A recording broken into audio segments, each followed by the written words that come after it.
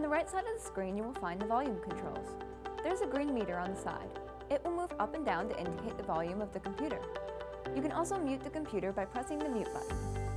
Under those options are your microphone controls. This includes the podium microphone power button and the wireless microphone power button. The podium microphone is located on the podium beside your monitors. You can use the button on the control panel to turn it on and off.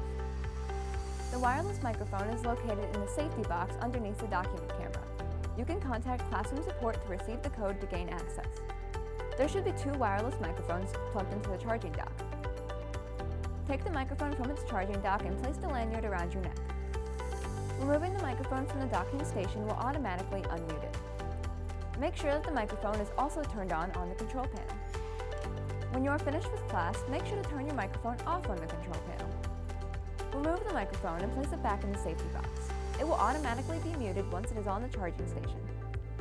Be sure to put it in its charging station again so it can be fully charged for the next user.